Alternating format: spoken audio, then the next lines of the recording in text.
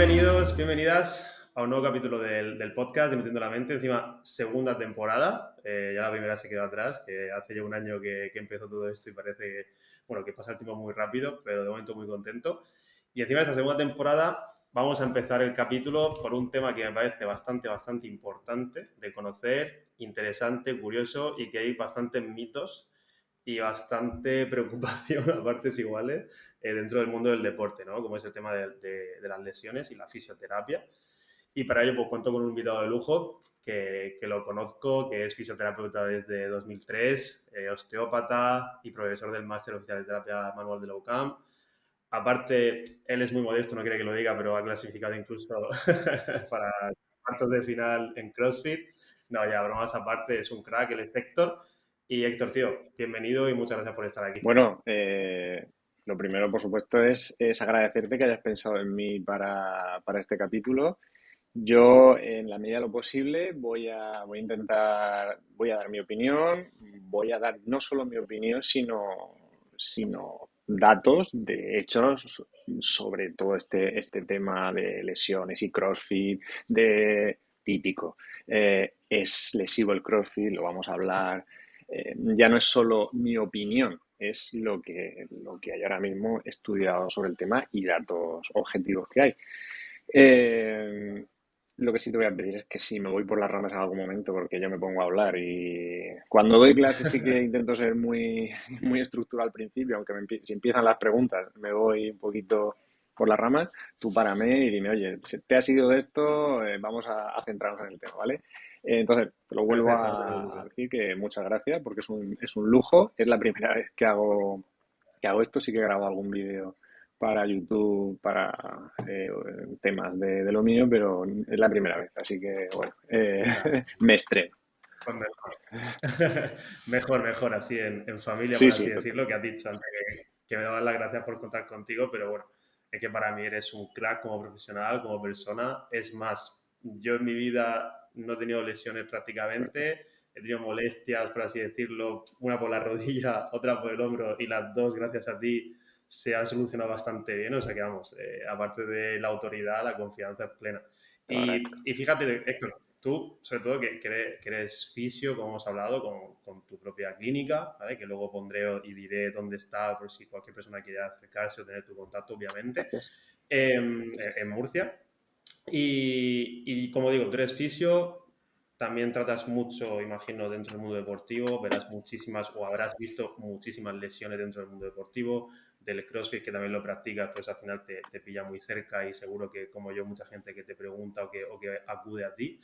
Y fíjate, voy a empezar un poco yendo al grano, pero dándole un poco la vuelta a la tortilla con la pregunta y es, lo primero, las lesiones forman parte del deportista, como digo siempre, forma parte de cualquier persona que haga deporte, realmente, está el riesgo siempre ahí, hay deportes que el riesgo puede ser mayor o menor.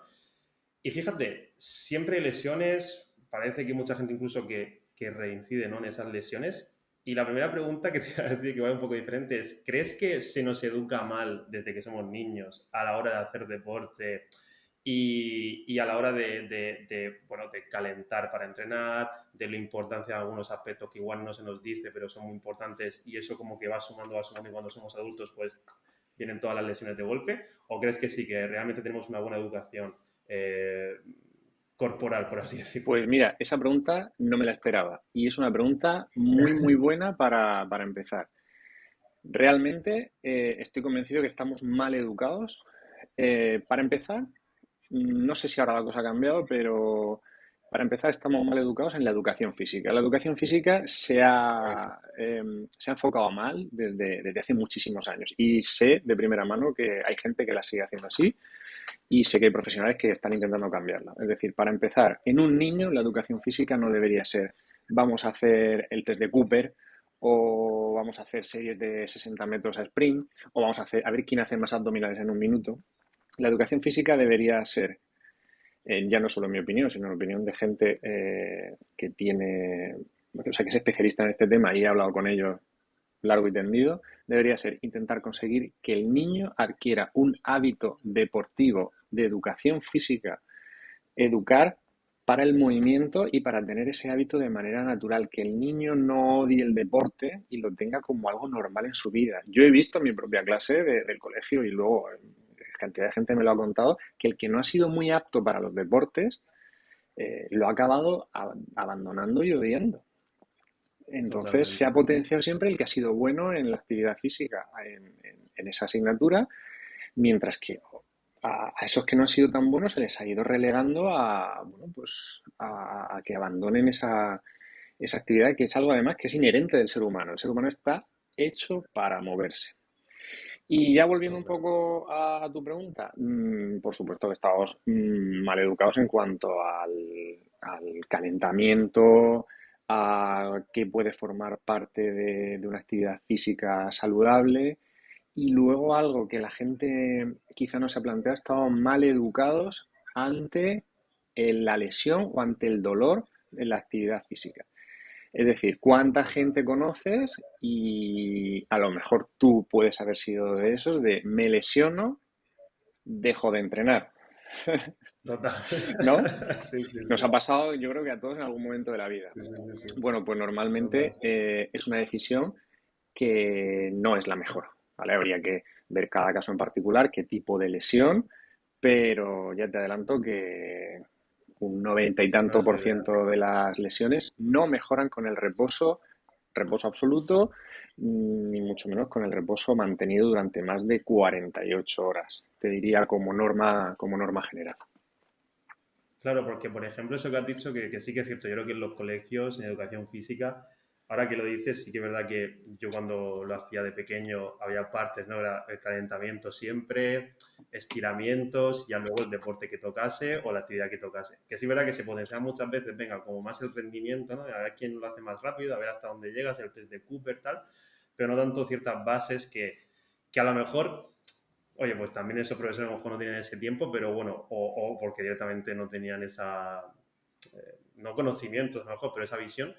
Pero, por ejemplo, otras características básicas, como por ejemplo puede ser la flexibilidad o la movilidad, no se practica tanto y bajo mi punto de vista creo que es súper importante, ¿no? A la hora de prevenir una lesión, porque ya, yendo ya un poquito más, mundo más adulto, por así decirlo, ya repasando un poquito eso, eh, a la hora de las lesiones que tú ves en cualquier deporte, la mejor forma de prevenirlas, aparte obviamente de hacer una buena técnica o intentar no hacer mucho el burro, que obviamente eso ya no depende de si calientan más o menos, pero ¿qué puntuación, ¿no? ¿Qué importancia le darías al calentamiento, a la movilidad? ¿Crees que hace falta calentar durante una hora para hacer una actividad física de 10 minutos? ¿Crees que el calentamiento, con que sea un mínimo, ya va bien?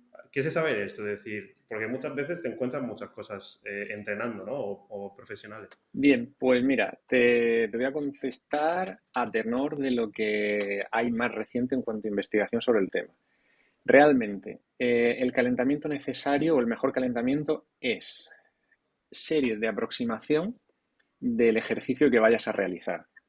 Progresivo en peso, o sea, en carga, en velocidad de ejecución, de manera que podamos generar tanto el calentamiento de las masas musculares que se van a utilizar como la coordinación intramuscular para hacerlo. Es decir, repetir ese gesto con menor carga, menor velocidad, de manera progresiva en velocidad y carga. Sin embargo, esto también es variable porque si vamos a hacer una actividad física donde se requiere unos rangos de movilidad elevados, por ejemplo, en el caso del CrossFit, pues sí que es conveniente hacer primero una parte de movilidad, eh, con Claro. estiramientos no mantenidos, como ya sabemos, con pequeños rebotes o un mantenimiento corto de 10-15 segundos para intentar reproducir las posiciones que vamos a necesitar durante nuestro entrenamiento. Si vamos a hacer arrancada, pues tendremos que buscar una movilización torácica que nos permita llevar nuestra barra en posición por encima de la cabeza, en posición de overhead, y que nos permita también hacer una sentadilla profunda en esa posición, con lo cual pues habrá que trabajar movilidad de tobillo, rodilla, cadera, lumbar, sobre todo zona dorsal y hombro y muñeca, porque al final es una posición que es máxima. claro, Si me hablas de culturismo, fitness, pues el calentamiento no tendrá que incluir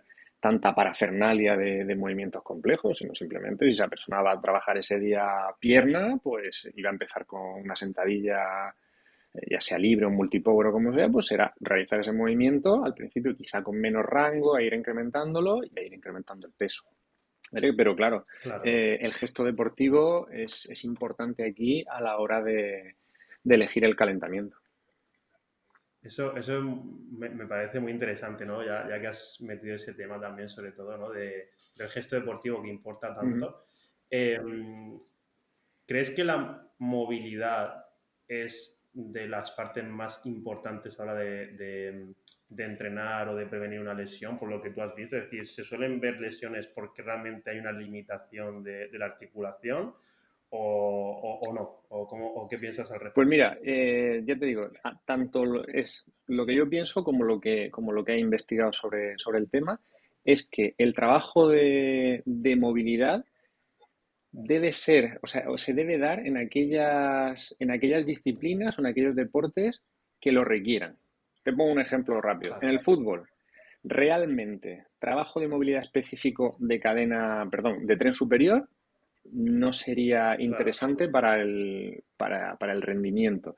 ¿De tren inferior? Pues probablemente sí, porque en el chut necesitas que los isquiosurales se elonguen y eso puede prevenir una lesión de rotura. Cadena posterior, por ejemplo, en gemelos, en aductores para los cambios de ritmo, ¿vale? Pero realmente si tu actividad física no requiere unos rangos de movilidad elevados, parece que no es tan necesario incidir en ello. Ahora, volvemos al CrossFit. En el CrossFit es obvio que necesitamos trabajar la movilidad porque estamos trabajando o estamos ejercitándonos siempre con unos patrones de movimiento muy amplios y con una movilidad, o sea, con unas posiciones que requieren una movilidad bastante elevada. totalmente, totalmente. Y te hago la pregunta, perdona, que te corto, pero es que me has dicho eso. Te hago la pregunta para que también la contestes. Entonces, ¿el CrossFit es lesivo o es muy lesivo por esa necesidad que requiere de la persona que lo practica, por los movimientos que hay? ¿O cómo lo consideras tú? Porque este tema se ha comentado mucho y se comenta bastante, ¿no? La lesividad que tiene el CrossFit y por eso mismo muchas personas incluso ni se atreven a practicarlo. Exactamente, yo en la consulta me lo encuentro a diario, a diario. Ah, pero ¿qué haces tú? Pues yo CrossFit. Ah, pero eso es súper lesivo, ¿no? Madre mía, es que no sé quién se lesionó. Vale. Si la pregunta es directa, ¿el CrossFit es lesivo sí o no? Yo te voy a dar mi respuesta y hay datos sobre el tema. El CrossFit no es lesivo. No es lesivo Vale, porque es de las actividades en las que se trabaja la fuerza eh, que menos lesiones genera. El primero creo recordar que era el culturismo, luego el powerlifting y luego el CrossFit, las que menos. Y luego ya, por supuesto, está pilates, yoga y demás, que son mucho claro. menos lesivos. Con lo cual, ahora mismo, en las recomendaciones que solemos hacer los fisioterapeutas, es que que el paciente haga una mezcla entre elija yoga y pilates, por ejemplo, de esa rama de ejercicios, por decirlo de alguna manera, y luego elija o musculación o CrossFit. Powerlifting normalmente no lo recomendamos porque es demasiado específico a la fuerza, pero podría ser una Claro, combinación muy buena para tener una buena salud, donde se incluye movilidad, control corporal y trabajo de fuerza e interválico y de hipertrofia.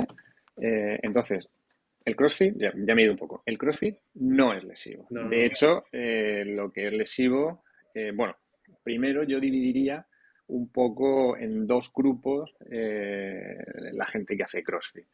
El novato iniciado y el más avanzado. Y luego ya está el de élite, que ya eso es aparte. sí, es otro mundo. El novato o iniciado, creo que las causas más importantes de lesión que tiene este tipo de usuario de CrossFit es digamos, poco control que puede tener un monitor sobre todos sus alumnos y la otra parte sería el venirse arriba. ¿vale? Porque, primero, los coaches o monitores deberían poder hacer una primera criba con cada alumno que llegara al box. Son unas pruebas muy sencillas que se podrían aprender en una tarde a hacer para ver cada alumno nuevo donde tiene sus déficits de movilidad para decir, bueno, pues tú ahora mismo con esa movilidad, con ese control corporal que tienes, tú hay ejercicios que no vas a poder hacer y te los vamos a tener que escalar y bueno, pues Claro, ya lo sabes. claro. Aparte de eso, luego puede darse el caso de que la persona diga, a mí me da igual, yo lo que vengo aquí es a divertirme, a estar una hora, a sudar, y ahí viene la parte también de venirse arriba, porque es cierto, y sobre todo nos pasa a los chicos, las cosas como son, es verdad. Sí, sí, sí, sí. Tenemos cierta capacidad de generar fuerza bruta, sin técnica, y bueno, pues muchas de las lesiones vienen ahí. No hay técnica, hay fuerza bruta, normalmente esto suele ocurrir con ejercicios como peso muerto, press de hombro y demás, donde hay relativa fuerza para la poquita técnica que se tiene al principio y ahí viene la lesión.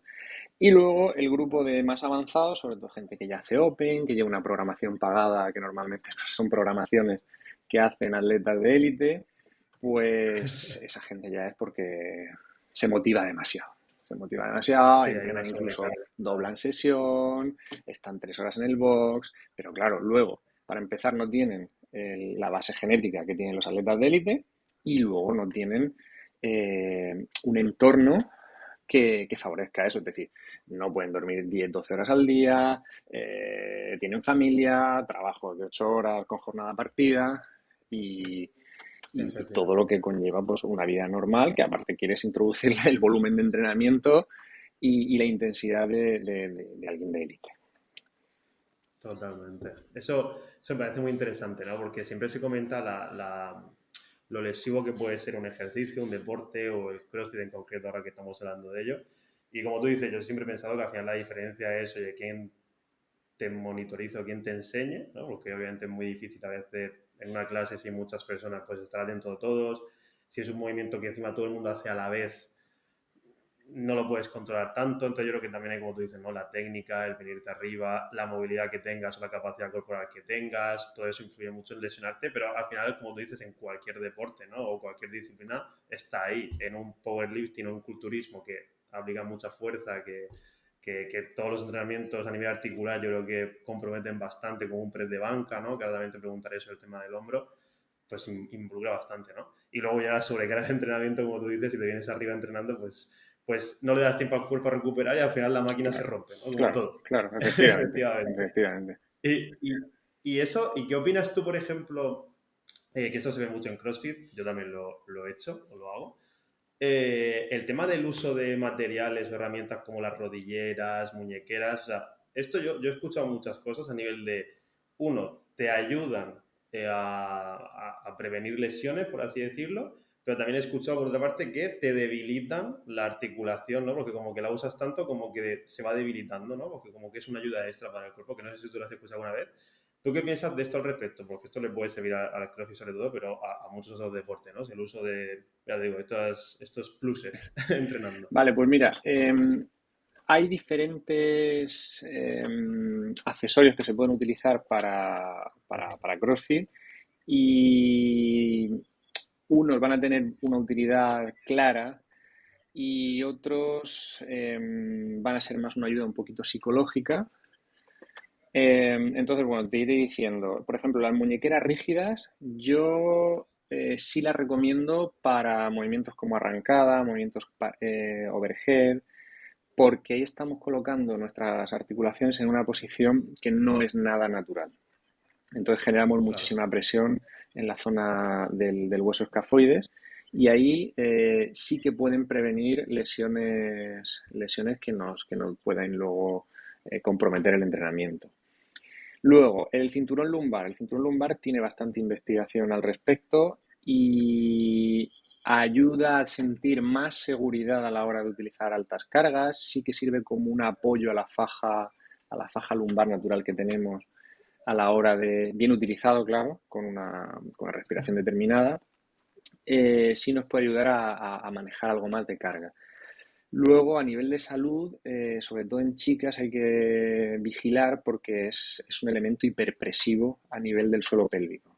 Entonces, también sería interesante que tanto chicos como chicas, que aprendiéramos a utilizar mejor nuestra musculatura del suelo pélvico a través de educación con especialistas en el tema, fisioterapeutas especialistas en suelo pélvico, idealmente, a cómo trabajar a cómo activar la musculatura de nuestro periné y transverso profundo del abdomen para generar una fuerza menos prolesiva en el futuro con este tipo de ejercicios como puede ser la sentadilla o el peso muerto.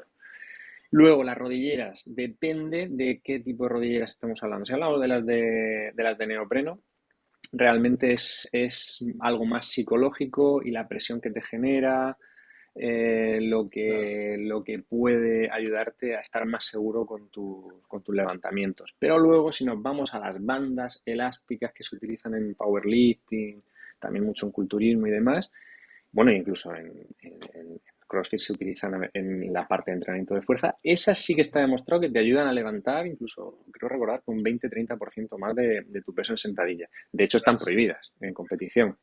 claro.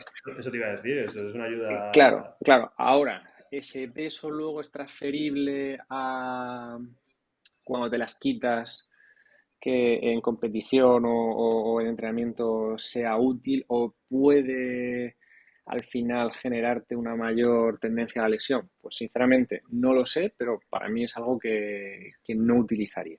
No utilizaría porque Claro, creo que luego no tiene una transferencia directa al... Es decir, a la el realidad. beneficio no va a ser más allá de cuando las utilices para entrenar lo que puedas levantar. Claro. O sea que efectivamente, como tú dices, sí que tiene un uso muy interesante y lo que has dicho, lo del cinturón en mujeres y en hombres, tener en cuenta todo eso. Pero vaya, que sí que no, o sea, que son muy interesantes usarlas en según qué contexto, pero sí que no te van a debilitar la articulación, No, por así decirlo, que a mí siempre me ha sonado un poco raro, ¿no? Decir, pero ¿cómo la articulación se va a hacer más débil por usar yo esto si al final pues el estímulo está ahí, o sea, en todo caso se protege, ¿no? Más que se debilita. Pero bueno, que era interesante porque también lo de las bandas estas que se usan de rodilleras hasta 20% más no tenía ni idea, pero es una es barbaridad. tremendo, sí, sí, sí, sí. Eso es una barbaridad. Por ejemplo, ya que estamos hablando también de estos accesorios, claro, las articulaciones, imagino que de hombro y rodilla, son bueno, para mí personalmente son las que siempre me han dado un miedo tremendo a lesionarme. No sé si para todo el mundo por igual, hay gente que le da igual. Primero porque me da un poco casi que de grima, ese tipo de lesión. Sí. Y segundo, porque claro, siempre o casi siempre son las lesiones que más repercuten, ¿no? Tanto en el rendimiento como incluso en la vida del día a día de la persona. Es decir, las de rodilla, las de hombro, ¿no? Que tardan tanto en recuperar. Entonces te quería preguntar eso. ¿Realmente son las dos zonas más sensibles a lesionarse? Sobre todo por el tema yo creo que de la implicación que pueda tener en tu día a día entrenamiento y luego a nivel de recuperación también. O tú piensas que no, que cualquiera puede ser igual de limitante, por así decirlo. No, no, estoy totalmente de acuerdo contigo. Además que estadísticamente son las que más sufren. Y fíjate que todo tiene un sentido. Eh, la rodilla sufre y tiene más problemas normalmente debido a que el individuo tiene déficit de movilidad en tobillo y en cadera y o, ¿vale? En una de esas dos articulaciones la rodilla queda en medio y sufre esas compensaciones o ese exceso de trabajo que no están asumiendo esas dos articulaciones como son coxofemoral, cadera y tobillo. Que si te fijas, en CrossFit es fundamental el trabajo de movilidad de esas dos articulaciones a nivel de tren inferior. Luego, además, Total. si persiste esa pérdida de movilidad o esa diferencia de movilidad entre un lado y otro, que también es una de las causas por las que puede sufrir una rodilla más que la otra. Es decir, si una cadera tiene mucha menos movilidad que la otra, lo normal es que la rodilla de ese lado con menos movilidad sufra. También la zona lumbar tiende a compensar esa pérdida de movilidad de la cadera y también es otra zona que sufre. Pero bueno, nos vamos al hombro. El hombro, para empezar, es una articulación que ha evolucionado con el ser humano de ir a cuatro patas y tener una mayor estabilidad a ser una articulación que es muy móvil, con un aparato ligamentario muy débil y donde prácticamente toda su estabilidad está dada por la masa muscular. Nos permite hacer gran cantidad de movimientos con miembro superior, pero por otro lado esa gran movilidad pues, nos lleva a sufrir habitualmente patologías, sobre todo tendinosas. ¿Qué pasa en CrossFit precisamente? Que cuántas veces levantamos los brazos por encima de 90 grados, cuántas veces estamos levantando en press, en push press, en jerk, en overhead, Todo. muchísimas veces. ¿Y qué implica poder levantar los brazos por encima de la cabeza de manera segura? Ya no solo que el hombro tenga movilidad, sino que la zona torácica sea móvil. Es muy importante que la zona torácica permita una extensión suficiente como para que el acoplamiento escapular y de glenumeral, lo que conocemos como hombro, sea correcto. De otra manera, si eso no se consigue de manera natural, vamos a compensar siempre con un exceso de trabajo del manguito rotador, ¿vale? Esto de una manera muy, muy resumida. ¿Y qué ocurre normalmente ahora en nuestra vida normal? Que pasamos mucho tiempo sentados, los trabajos son muy sedentarios y la tendencia de nuestra zona dorsal es a la cifosis, al redondeamiento hacia adelante. Si no hay un trabajo de movilidad, de apertura torácica, de extensión torácica, si queremos levantar los brazos por encima de la cabeza, las manos por encima de la cabeza, al final vamos a sufrir mucho de patología tendinosa o bursal del hombro. Y por eso en CrossFit es, si no es número uno, es número dos en cuanto a lesiones, y el número uno o número dos va a ser Claro, rodilla, claro. y es por eso, porque estamos involucrando continuamente en sentadilla profunda nuestra rodilla y para eso necesitamos buena movilidad de cadera, buena movilidad de tobillo y brazos por encima de la cabeza, para lo cual vamos a necesitar buena movilidad torácica, si no, tarde o temprano caemos. Y hemos caído casi todos en una de las dos o en las dos, y me incluyo. Sí, sí, eso te iba a decir, que lo he comentado antes, ¿no? Pero yo justo de rodilla, que tenía ciertos problemas, Héctor me curó prácticamente, me reeducó también incluso, y de hombro también, ¿no? Que me acuerdo que justo fue en un movimiento de press de banca, que me comentaste que era muy típico esa lesión, ¿no? Haciendo ese ejercicio, porque imagino que extiendes demasiado hacia abajo. Y también otra cosa interesante, porque ya que hemos abierto el tema de lesiones de hombro, rodilla, CrossFit, que es muy, muy, muy, muy típico, dentro de lo cual que hemos dicho que el CrossFit no es lesivo per se, sino que intervienen muchos factores. Eh, Como de la rodilla, por ejemplo, que me parece súper interesante, ¿no? El tema de la movilidad de cadera y tobillo va a determinar seguramente pues cómo te muevas o la lesión, o si tienes más riesgo de lesión de rodilla, que en mi caso pues era por eso también. Y sobre todo centrando más en el hombro también. ¿Por qué las lesiones de hombro tardan tanto en recuperarse? Es por lo que has dicho tú, ¿no? Que al final lo usamos para todo, porque implica también otras cositas que cualquier movimiento, pues hacemos fuerza de hombro, porque es muy débil a nivel de ligamentos, creo que has comentado. Porque es verdad que las lesiones de hombro es muy común. Yo tengo incluso un amigo que entrena toda la vida y prácticamente te diría que su lesión de hombro es que no se ha ido. O sea, siempre, siempre, siempre, si le meto un poquito más de caña le empieza a doler. Casi siempre, como tú dices, por manguito rotador o el supra o cositas así. Y ya te digo, ¿por qué ocurre esto? ¿Por qué tarda tanto el hombro en recuperar? ¿O realmente el problema es el cuidado que le dé la persona a esa lesión? A ver, es cierto que la patología de hombro a nivel, pues sobre todo en el ámbito del deporte, es una patología de origen tendinoso. Y la patología tendinosa, esto es algo muy importante. El paciente debe saber, y nadie le debe de vender lo contrario, que en el momento que aparece y tenemos ya una evidencia radiológica que coincide, radiológica, ecográfica, no tiene por qué ser una Sí. resonancia, que coincide con su sintomatología, tenemos que avisar al paciente que está dentro de un proceso que puede llegar a ser muy largo, que puede durar hasta 2 años en resolverse ese proceso si hacemos las cosas bien. Si no las hacemos bien, no tenemos un manejo de cargas adecuado, un tratamiento si es necesario en diferentes momentos del proceso, pues es probable que esa lesión cronifique.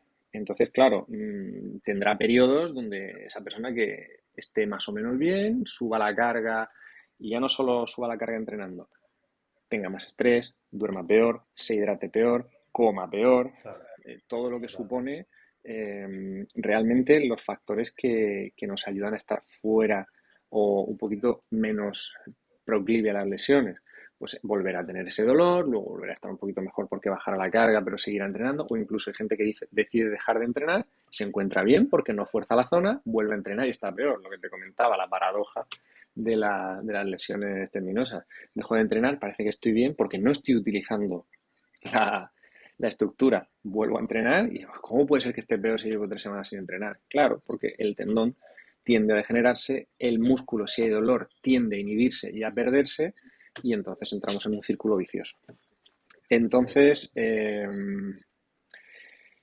¿por qué el hombro tarda más? Pues no es que tarde más, sino que efectivamente lo utilizamos más en los puntos de movilidad en los que duele en la vida diaria. Porque, por ejemplo, la rodilla, una tendinopatía rotuliana, Claro, pues estar 2, 3 años perfectamente liado con ella. Y luego incluso tu tendón puede haber degenerado, puede haberse engrosado y el cuerpo puede haber adaptado y dejar de doler con un buen tratamiento, un buen manejo de cargas y demás. Pero claro, la rodilla a lo mejor no haces una sentadilla profunda si no quieres en mucho tiempo y no lo notas, ¿sabes? Pero el claro, hombro en el día a día es más fácil que lo notes. claro, claro. Es que eso me parece muy interesante, incluso mm, justo lo que has dicho, ¿no? Yo me acuerdo que el hombro también me molestó bastante, te lo comenté y me dijiste, lo que no hagas es no dejes de entrenar, valora el dolor que tengas, que sea poco, pero sigue. Correcto. Y reconozco que en cuestión de un par de meses sí que es verdad que tenía ciertas molestias, pero ahora mismo lo tengo perfecto. Que siempre me ha parecido curioso el tema de lo, que se me entienda, lo débil que es la articulación del hombro, pero luego la cantidad de carga que le puedes llegar a meter de trabajo. O sea, es como una paradoja importante de todo lo que puedes hacer, sobre todo en CrossFit, ¿no? Que en un WOD o en varios, o en un entrenamiento en un día o en una semana, es que igual le has metido una carga al hombro exagerada y te mantiene ahí el tío Sí, al sí, pie sí, del sí, sí, cañón, sí. te aguanta. Que claro, como tú dices, también la musculatura, la movilidad, y yendo un poquito por la movilidad también en CrossFit, bueno, en general, ¿no? Lo que estás diciendo al final, pues la importancia que tiene la movilidad en la salud de la persona, en el movimiento, en lo funcional que pueda ser, incluso te diría incluso en la vejez, ¿no? La hora de caerte, de lesionarte o de romperte algún hueso, ¿no? Que tengas la capacidad, ¿no? A lo mejor de extenderte un poco más. Pero yendo más también al tema de la movilidad, uno, es, imagino, muy importante entrenarla, o no sé si tú también la recomiendas entrenar, digo, no solo entrenando, sino, oye, pues me dedico una hora al día a mejorar mi movilidad o a practicar movilidad, que imagino que sí, pero bueno, pues acaso te pregunto. Y dos, da un poco igual que se me entienda a la edad a la que empieces que se puede mejorar siempre la movilidad, o sí que hay obviamente siempre vas a recomendar que se entrene movilidad, pero hay un límite genético o según tu fisionomía que vas a decir, mira, vas a mejorar, pero hasta aquí, ¿no? Porque tu caja torácica es así o porque tu cuerpo es así, entonces mejora todo lo que puedas, pero igual no vas a mejorarla como esta persona que tienes al lado que levanta el brazo y con el hombro toca, o sea, con la mano toca a la persona que tiene detrás, ¿no? Sí, sí, sí. Bueno, en el punto uno, yo la movilidad la recomiendo sobre todo en casos donde veo que la salud puede estar comprometida.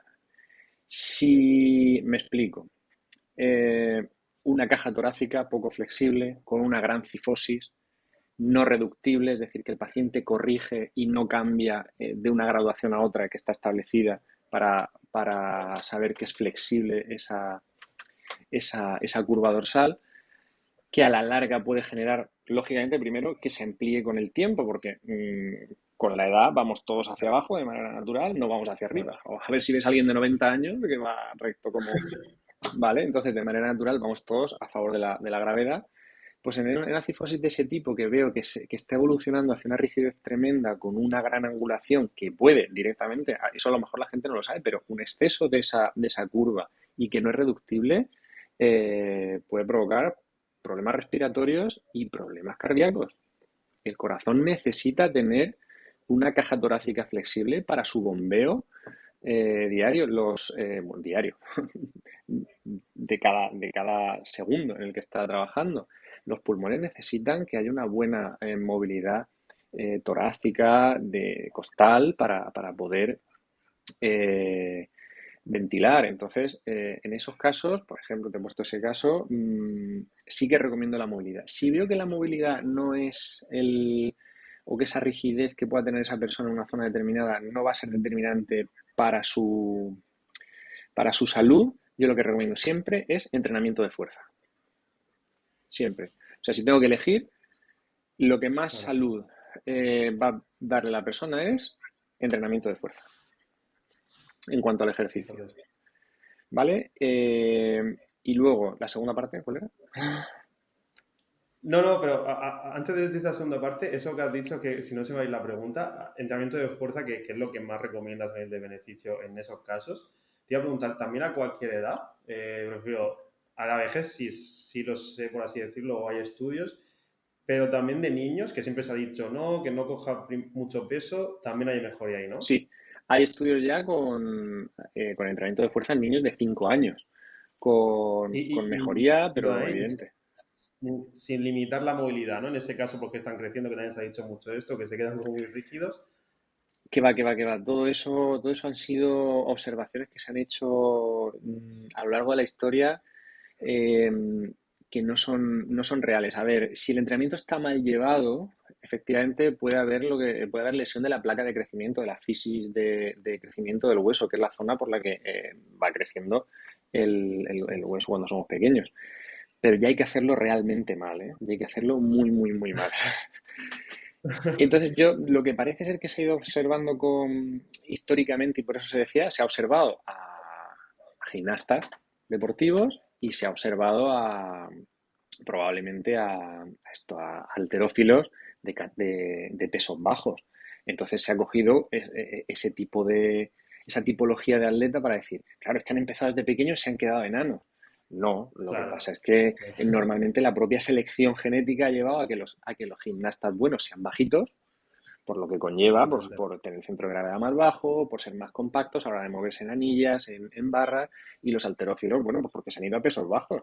Pero mira, en este caso, Claro. por ejemplo, al Asa, el súper pesado, que Madre mía. mide, pues sí mide 2 metros. Quiero decir, Y las extremidades larguísimas también. ¿sabes? Pero bueno, como esos hay tantos ejemplos, pero ya no te estoy hablando de observaciones, que ya hay estudios al respecto. Claro. Entonces, sí, sí, Ah, sí, bueno. sí, y ahora hay un montón, hay bastante, una corriente bastante interesante para que los niños empiecen a hacer entrenamiento de fuerza desde pequeñitos. No te estoy hablando a lo mejor de hacer arrancada con 5 años, que también, pero calistenia, trabajo con peso corporal, es estupendo, es estupendo. Claro. Sí, por justo, ¿eh? Que encima ahora hay también por Instagram, redes sociales, una niña o bueno, niños de 10 12 años que igual hacen clean and jerk o dos tiempos con 100 kilos ya, que dices, hostia, qué barbaridad. Sí, sí, Obviamente ese es otro sí, sí. tema porque ya estamos hablando de élite, por así decirlo, cosas muy raras. Y la otra pregunta que te había hecho era el tema de si la movilidad se puede mejorar siempre. Es decir, tú practicas movilidad y vas a mejorar, obviamente, pero que al final sí tenemos un límite genético, por así decirlo, ¿no? De mejoría. Sí, sí, sí, de hecho, hay un límite que nunca mejor dicho, lo va a marcar la cantidad de elastina que tenga tu tejido conjuntivo. Eso es. A mayor cantidad de elastina, más flexible o más extensible vas a ser. Hay gente que no necesita estirar prácticamente nada y tiene una extensibilidad tremenda. Pero sí, se Increíble, puede sí. mejorar a todas las edades, porque mientras el organismo está vivo, somos capaces de, mediante tensión mecánica, generar cambios en el músculo y en el tejido conjuntivo. Qué Lógicamente bueno. hay limitaciones incluso morfológicas. De hecho, se considera que gran parte de los varones, por mucho que entrenemos, nunca vamos a conseguir abrirnos de piernas del todo, por un tema de configuración de coxo femoral. pero sí, se puede mejorar muchísimo. Hay estudios que dicen que solo se puede mejorar entre un 15 y un 30%, creo recordar, tu movilidad de base o tu extensibilidad muscular de base, pero luego te encuentras casos que consigue mucho más. Ahora, eso sí que es tiempo, tiempo, tiempo, tiempo. No hay otra. Eso es duradero, ¿no? Eso es ponerte el hábito y hacerlo Total, total, pase lo que pase. Sí, total. sí que reconozco y que yo hablando ya a nivel personal, yo cuando empecé CrossFit, yo antes venía de gimnasio, creo que casi todos hemos hecho esa Sí, transición. yo también. Eh, y claro, yo en gimnasio, desde que era muy pequeño, aparte que nunca he tenido mucha movilidad, en gimnasio yo creo que la ha penalizado aún más, ¿no? Porque era entrenar calentando poco, fuerte, y si no tenía la movilidad directamente, pues tampoco ni la trabajaba, ¿no? Pues no lo hacía o lo hacía con menos rango o todo, ¿no? Exacto. ¿Y qué pasa? Cuando yo empecé CrossFit, yo recuerdo perfectamente que la primera entrenadora que tenía allí, o sea, la coach, me acuerdo que decía, o comentando, decía, José, tienes mucha fuerza, pero eres un palo, literalmente. Y yo recuerdo al entrar en CrossFit, que esto fue hace 3 años, yo la primera clase que dijeron, bueno, vamos a sentadilla profunda para calentar. Claro, yo pensaba, no he hecho esto en mi vida, y me acuerdo que yo decía, yo esto no lo voy a poder hacer nunca. O sea, sentadilla profunda jamás. Que no es que ahora yo toque el suelo con el culo, pero es verdad que a lo largo de 3 años, que todos los días trabajando un poco de movilidad, he mejorado una barbaridad. Y lo noto incluso en mi día a día, ¿eh? O sea, en cualquier movimiento que hago a nivel funcional, una barbaridad. Y bueno, a nivel de rendimiento o incluso de entrenar sin ningún tipo de molestia o dolor, increíble, ¿no? Y a la hora de entrenar con dolor, y ya lo enlazo un poco, que todo lo que has dicho me parece súper importante e interesante. O sea, yo estoy aprendiendo también, Héctor, ¿eh? Para mí eres, tío, una Me autoridad alegro. totalmente para hablar de todo esto. Eh, te voy a preguntar un poco ahora de un caso real que ha pasado hace muy poco, que imagino que igual estás un poco al tanto, que hace poco fueron las semifinales de los CrossFit Games. Ujú, Eh, con atletas españoles. Uno de esos atletas era Fabián ujú. Benedito, que bueno, pues hasta este año era el número uno en España y bueno, él fue a la competición, no se clasificó para los CrossFit Games, aunque no lo hizo nada mal. Y luego pues salió que el tío tenía una lesión de rodilla desde hace meses, no sé si ya estás al tanto, pero una Sí, lesión importante por lo que sí, parece. lo han tenido que operar y Eh, todo.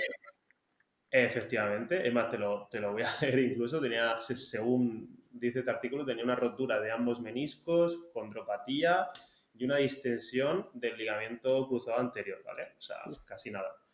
Y aún así competía a este nivel, ¿eh? Porque, o sea, esto igual lo tienes, creo que eran 6 7 meses que llevaba con esta lesión, ha competido en las semifinales, haciendo un buen papel. Entonces, mi pregunta en ese caso es, porque encima el chico comentaba en vídeos que le sacaban un montón de líquido de la rodilla cada semana, bueno, realmente son barbaridades, ¿no?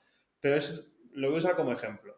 Primero, ¿qué te parece que Fai, por ejemplo, pues siguiese compitiendo? Obviamente yo creo que lo normal es que alguien le dijese, oye, tío, me da igual lo que digas, pero para, porque te estás jugando otras cosas que ya no solo son el rendimiento. Segundo, después de una lesión así, ¿crees que Fabi o otra persona que pueda pasar por algo así puede recuperar un rendimiento similar? Y tercero, ¿qué opinas de, perdona por tanta pregunta, ¿eh? Y tercero, ¿qué opinas de las personas que a lo mejor tienen un tipo de lesión así, pero entre comillas la enmascaran con algo, con ya sea un medicamento o unas rodilleras o un accesorio y siguen entrenando? Es decir, ¿qué piensas un poco de todo al respecto? Te repito las preguntas por si acaso. Creo que las tengo. Bueno, la primera, yo, lógicamente, como profesional de la salud, si hubiera estado en mis manos, o si hubiera sido No familiar compito. mío, no le habría permitido competir así. Porque para mí Claro. prima más el que se podía haber hecho algo más grave. O sea, podía haberse roto el ligamento cruzado anterior perfectamente. Si solo tenía una distensión, pues oye, aleluya, porque podía haberse roto totalmente y ya entrar en algo más complicado. Pero también lo entiendo, ¿sabes? Deportista de élite número uno en España varios años seguidos, es un tío con un hambre impresionante, es un competidor nato. Yo he competido no contra él porque yo estaba en categoría máster, pero cuando él empezaba a conocerse aquí en España Ah, sí, y tú sí, coincidiste en con una él. competición en Valencia y luego en otra en Rota que él iba por equipos y ya era alguien que sabíamos que iba a barrer. O sea, Ya se le veía, era un ¿no? tío increíble, increíble, increíble. O sea, además llegaba ni zapatillas de halterofilia, con su nano, con su ropa así rápido, pum, pum, pum, y llegaba a la final y barría. O sea, una cosa tremenda. Entonces lo entiendo, en parte lo entiendo. Pero como profesional de la salud, no lo veo algo aceptable. Luego, si después de una lesión así va a poder conseguir volver a lo de antes, yo sinceramente creo que sí. Creo que sí, porque el tío tiene unas narices impresionantes y una condición alucinante. Y si no, bueno, podemos ver ejemplos también incluso más llamativos, como por ejemplo el de Fraser. Fraser tuvo una lesión lumbar, creo recordar que fue una hernia discal, no sé si L5S1, L4S5 o algo así, que creo que tuvieron incluso que artroesar, o sea, fijar el nivel lumbar, siendo él competidor de halterofilia. Y míralo. Madre mía. No, es que Fraser me parece un extraterrestre, Sí, sinceramente. O sea, ese tío para mí sí. es otro planeta. Entonces, claro, viendo la lesión de Fabi, yo creo que puede volver al máximo nivel, sin demasiados problemas, te diría incluso, porque el tío es que Claro. es otro fuera de serie. Y luego la tercera, el enmascarar ese tipo de lesiones con corticoides, por ejemplo, Justo, a eso voy. Más con o medicamentos. exactamente, pues volvemos un poquito a lo de la competición. Si estás enmascarando una sintomatología de algo que tu cuerpo te está avisando, ojo, que ahí hay algo importante a lo que hacerle caso, pues escucha, puede ser que tu lesión sea mucho mayor. Aparte que ya directamente el uso continuado de corticoides infiltrados, pues ya se sabe perfectamente que genera una degeneración de Claro. tejidos que a largo plazo puede ser también un problema. Y también te digo lo mismo, lo que hacía Fabi continuamente de extraerse líquido, pues era pues por lo que es, porque quería llegar a regionales y o semifinales y luego llegar a Games. Pero ese líquido hay que entender que el cuerpo, su articulación lo generaba porque había un sufrimiento articular y te está avisando de que esa articulación hay que dejarla reposar o hay que tomar una actuación diferente a la que estás haciendo para intentar que eso no siga ocurriendo. Entonces, la continua extracción de Claro. líquido pues le permitía entrenar, pero la articulación volvía a generar ese líquido como aviso. Hay que entender que el cuerpo tiene todos los mecanismos para avisarnos de que algo va mal y todos los mecanismos para curarse. A veces fallan y tenemos que ayudarle de manera externa, pero si escucháramos un poquito a las señales de nuestro cuerpo, nos ahorraríamos muchos problemas. Pero bueno, hablamos Eso, de alto rendimiento y de élite. claro, efectivamente. Eso es cierto, ¿no? Ya el rendimiento o la élite, pues oye, igual toma unos riesgos que otra persona pues no lo tomaría. Eso sí que es cierto. Que te iba a preguntar también, el uso de sustancias Uh dopantes -huh, ayudan a la recuperación también de lesiones, me refiero, uh -huh. ¿o no? O eso como, igual es un tema que tampoco se habla mucho, pero me acaba de surgir la duda, ¿no? De, oye, estás tomando una sustancia que hace que tu cuerpo pues, recupere mejor a nivel muscular, que te permita rendir mucho más, pero también te permite recuperar a nivel de lesiones, o ahí no está prohibido, no se usa. A ver, al respecto no tengo mucho conocimiento. Lo que sí sé es que determinadas sustancias, como por ejemplo en su momento se utilizaba mucho, bueno, y de hecho se utiliza de manera legal en algunos deportes profesionales de Estados Unidos, la nandrolona Ah, ayuda normalmente a las lesiones articulares. Y parece ser que también a las lesiones musculares, porque por su propia capacidad anabólica, pues parece que mejora esos procesos. Otras, incluso, por lo que yo he escuchado alguna vez, pueden empeorar las lesiones tendinosas por procesos que pueden generar eh, a la hora de una peor hidratación del tendón. Pero vamos, aquí yo ya me pierdo un poquito. nada, no te preocupes, no te preocupes. Eh, pues justamente te iba a preguntar también por el tema de las lesiones que estamos hablando, de las recuperaciones. Ese líquido que se genera cuando la rodilla está lesionada, ¿por qué se genera o de dónde ocurre? Igual esta pregunta es un poco corta y muy básica, pero siempre me ha resultado muy curioso, ¿no? Y encima yo recuerdo mi abuela, que tuvo problemas de rodilla, recuerdo perfectamente cuando se le hinchaba cómo le sacaban jeringuillas de líquido y yo de pequeño pensaba, pero ¿cómo puede salir tanto de ahí, no? Claro, pues a ver, el líquido es fundamentalmente el líquido sinovial, o sea, el líquido producido por la articulación. En el caso de tu abuela, entiendo que ella seguramente lo que tenía era una artrosis avanzada, que al final Efectivamente. lo que genera es una pérdida de cartílago articular y un sufrimiento articular. Y como te decía, el cuerpo es sabio para intentar que haya una mejor lubricación articular, ya que el cartílago está destruido, pues lo que intenta generar en esos casos es una hiperproducción de ese líquido sinovial, pero claro, a veces lo hace de una manera aberrante y esa cantidad excesiva pues genera un dolor y un bloqueo articular que es necesario eliminar. Luego, también es verdad que el líquido puede ser que lleve sangre, si ha habido alguna lesión ligamentaria, que se llama hemartros, o incluso que tenga un color amarillento si ha habido una lesión ósea. Eso ya cuando lo extraen en consulta o en urgencias, pues valoran ya simplemente con el color del líquido, pues te da una idea de la lesión, hasta dónde puede haber llegado. Pero es fundamentalmente un mecanismo de protección del cuerpo que se le va de las manos en ocasiones.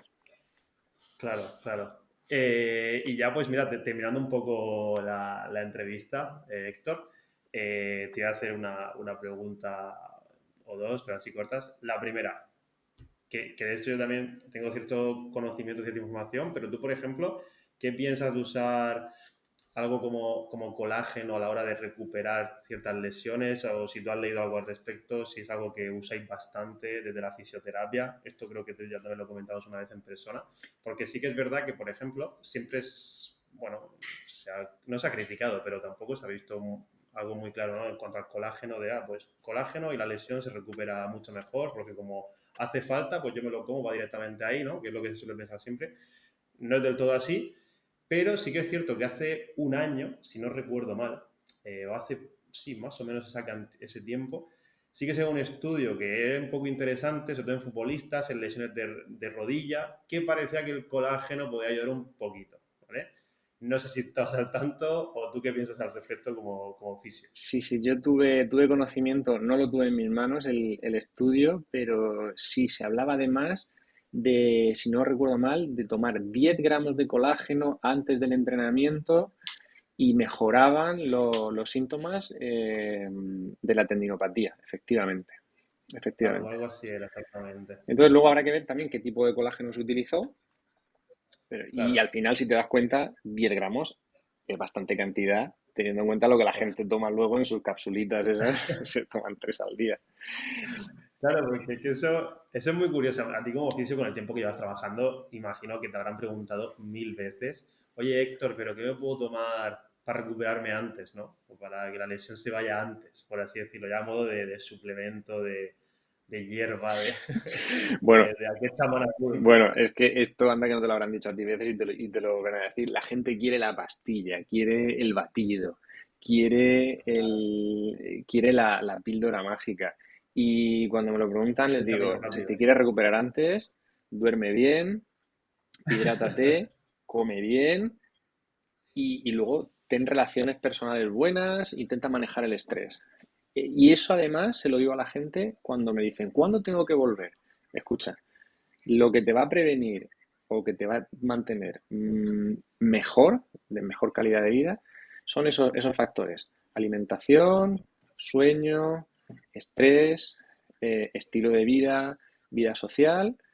Luego, si eso no lo puedes mantener, que nadie lo puede mantener perfectamente, y tienes algún problema ya más que tu cuerpo no está sabiendo solucionar, entonces sí que nosotros podemos entrar me refiero a los fisioterapeutas, a dar un pequeño chute a tu sistema autónomo para que intente salir de ese bache o reactivarse a la hora de la recuperación. Pero sí, tío, aquí en España generalmente la gente quiere la pastillita, el suplemento. Y bueno, ahora nosotros tenemos que ir cambiando un poquito eso.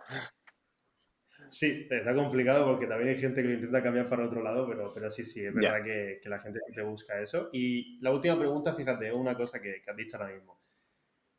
¿Cuánto afecta el estrés a una lesión? Es decir, ¿qué capacidad tenemos de somatizar tanto el estrés que pueda ser? Porque en nutrición pasa, ¿no? A nivel de ganancia de masa muscular, del peso, de la grasa, del rendimiento, ¿no? A nivel como sustrato energético incluso afecta mucho el estrés por no dormir o por dormir mal, por problemas familiares, por cosas personales, afecta una barbaridad.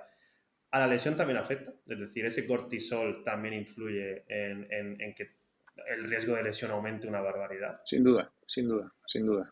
El cortisol en exceso, siempre necesitamos tener un poquito, lógicamente. El cortisol en exceso, el estrés en exceso puede hacer que cualquier enfermedad aflore o cualquier enfermedad aparezca. Y dicho esto, cualquier lesión puede aparecer o puede empeorar. O sea que, Total. yo siempre lo digo, el mayor problema que tenemos en la sociedad actual, estoy casi convencido que es el estrés. Y ya no que estemos más estresados que nuestros antepasados, que ellos muchas veces tenían que preocuparse por llevar comida a casa, sino quizás el manejo mental que hacemos de ese estrés. O Sí, sea, creo que vamos y que tenemos una total. sociedad un poquito frágil y Sí, que sí, sí, vamos total. hacia generaciones más frágiles. Entonces, eso Totalmente. hace que, bueno, pues no Eso, digo que los problemas no sean problemas y que no se puedan percibir como graves, pero que los manejamos de una manera diferente. eso justamente, el capítulo anterior fue con un psicólogo, con Carlos Sico, y justamente me dijo algo parecido. Me dijo, muchas veces parece que no estás estresado, porque yo siempre a gente que llevo le digo, mira, tu cuerpo esté más estresado no significa que tú lo estés notando. Es decir, que tú digas, no, no, si yo estoy bien hoy, ya, ya, pero igual tu cuerpo por dentro está muy estresado a nivel metabólico y lo está somatizando en otras cosas que tú no estás notando. Y él me lo dijo, el psicólogo me dijo eso, me dijo, es que muchas veces es como el típico día que tú te levantas o pasa el día y dices tú, "Jo, tengo mucha ansiedad o estoy muy estresado y no entiendo por qué, si mi vida va bien, si todo va bien.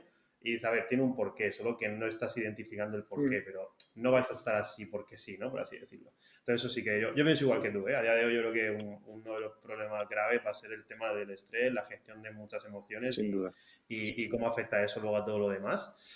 Y Héctor, tío, ya estamos terminando. Pasa volado Se me el ha hecho tiempo. cortísimo. Sí, sí, sí, sí, sí. Bueno, si tú quieres, yo te invitaré otra vez, ¿eh? Porque se me han quedado preguntas en el tintero y se me ha hecho volado, ¿eh? O sea, pasa una hora La y se me ha hecho experiencia ha volado. estado genial, o sea que yo he abierto a próximas ediciones. Pues, tío, por mi parte, vamos, sin duda, ¿eh? Y ya te digo, yo siempre termino con una pregunta rápida, ¿vale? De respuestas de una o dos Ujú. palabras, puedes ser tres, no te preocupes, eh, que, bueno, son un poco más personales. Y, por ejemplo, pues esas preguntas, la primera sería, ¿deporte favorito que practicas y que ves? A lo mejor es el mismo, ¿eh? No lo sé. CrossFit y CrossFit. Es que al final dicen que es una secta, pero es que es Lo verdad. Yo es, les digo que da la razón, lo tío. Yo es. tengo que dar la razón. Yo desde que entré ya no puedo salir. Comida y alimento favorito. Pollo a la brasa y arroz y conejo. Ostras. Vale, vale. Una manía que tengas. Uf, la verdad es que soy poco maniático, muy poco maniático, se me va a costar, pero algo tengo que tener. O si no, si te parece más fácil, una virtud y un defecto que tengas, que Virtud, también me puede valer, ¿eh? virtud creo que tengo facilidad para empatizar. Y Qué bueno. defecto, a veces, Defecto que es el mismo, ¿no? Que empatizo demasiado. defecto que Es broma, muchas es broma. veces espero mucho de la gente. Buah, eso daría para un Mm, podcast a nivel, digo ya, de tu tipo de negocio, que al final como el mío, que trata con gente. sí, Es muy buena forma de hacer un estudio sociológico, ¿eh? sí. De cómo es el ser humano, ¿no? De cómo trata luego al profesional, Sí. por así decirlo. Eh, ¿Playa o montaña? ¿Qué prefieres? Playa. Bien, bien, bien. Y nada, y la última, tío, que se te la has pasado bien. Genial. A mí me ha encantado, la experiencia. Y La es que además experiencia. contigo es un gustazo. Joder, tío, muchas gracias, tío. La verdad que ha estado muy interesante. O sea, yo te digo en serio, yo he aprendido bastante de todo lo que has dicho. Me alegro. Tengo preguntas, o sea, yo soy muy curioso, como ya sabes, tengo preguntas por hacerte. O sea, de verdad, yo igual te vuelvo a invitar durante todo el año una vez más a que te pases, tío, y hablamos incluso algo más concreto, que también en esta Perfecto. ocasión pues he intentado abordar un poco genérico y concreto. Pero, tío, ha sido un gustazo. O sea, eres, vamos, una fuente de conocimiento, tío. Encima, que la gente que te escuche, quien te conozca, quien no te conozca, obviamente, lo va a ver rápido, cómo estás actualizado, cómo todo lo que has dicho son mensajes súper súper bien dados a nivel de que se nota que hay un conocimiento detrás. Gracias. Y, tío, yo tengo mucho agradecimiento por tu parte, tío, que te haya pasado por aquí, haberte robado una hora de tu tiempo. Y yo te agradezco a ti que hayas pensado en mí para esto, porque, jolín, no sé, me ha encantado. Genial, tío. Pues antes de despedirnos, recordar que tengo un código de descuento de un colaborador que es VBN Fitness, ¿vale? Que bueno, por si no lo sabes, Héctor, pues es de material deportivo, a nivel de accesorios, de ropa, de otras marcas también. Y bueno, hay un código de descuento que es con José Minutri, o sea, quien quiera cogerlo que lo use, que la verdad que las camisetas y lo que yo he usado calidad muy buena, ¿eh? O sea, sí que es cierto que yo estoy súper contento. Si no, pues obviamente no lo estaría diciendo por aquí. Y nada, y a la gente que lo está escuchando o viendo, pues que espero que le guste y que nos vemos en el siguiente episodio. Pues muchas gracias, Josemi. Cuídate mucho y buen Nada, tío. verano. Cuídate. Igualmente, hasta Hasta luego. luego.